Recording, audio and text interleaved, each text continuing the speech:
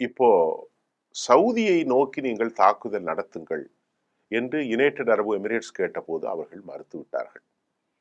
அதே போன்று யுனைடெட் அரபு எமிரேட்ஸை தாக்க வேண்டும் என சவுதி சொன்ன போதும் அவர்கள் மறுத்துவிட்டார்கள். ஆனாலும் ஹவுதிகள் தற்போது சவுதி அரேபியாவின் பக்கம் இருப்பதற்கான காரணம் என்ன? என்ன காரணம்னா, யுனைடெட் அரபு எமிரேட்ஸ் பலஸ்தீனத்திற்கு ஆதரவு அல்ல, குறிப்பாக ஹமாஸை ஒழிக்கப்பட வேண்டும் என்பதில் யுனைடெட் அரபு எமிரேட்ஸ் உறுதியான கொள்கையை கொண்டிருக்கிறார்கள்.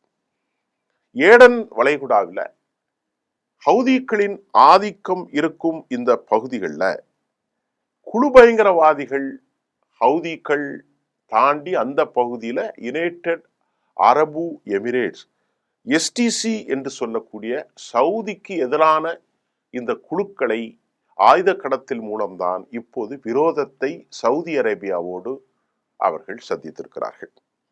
யுனைடெட் அரபு எமிரேட்ஸுக்கும் சவுதிக்கும் இருக்கிற இந்த ஒப்பந்தம் உடனடியாக வெளியேற்றப்பட வேண்டும் என அவர்கள் அறிவித்தது என்ன விளைவுகளை ஒட்டுமொத்தமாக ஏற்படுத்தும்? அமெரிக்கா என்ன செய்ய போகிறது? ஒரு கேள்வி. இதுக்கிடையில 25,000 பாகிஸ்தானுடைய வீரர்கள் பலஸ்தீனத்தில் நிறுத்துவதற்காக அமெரிக்கா அழைக்கிறது. அவர்கள் ரெடியாக இருக்கிறார்கள். அவர்களுக்கு மாதம் 3,500 ரியால் கொடுக்கப்படும் ஒருவனுக்கு சம்பளமாக. இதை சவுதி கொடுக்க வேண்டும். இப்ப யுனைடெட் அரபு எமிரேட்ஸ் யூதர்களோடு ரகசிய கூட்டணி மட்டுமல்ல, ஏமனுக்குள் ஏற்கனவே ஹவுதிகளை தாண்டி தெற்கு கிழக்கு பகுதியில் ஒரு பெரிய ராஜ்யத்தை யுனைடெட் அரபு எமிரேட்ஸ் நடத்துறாங்க.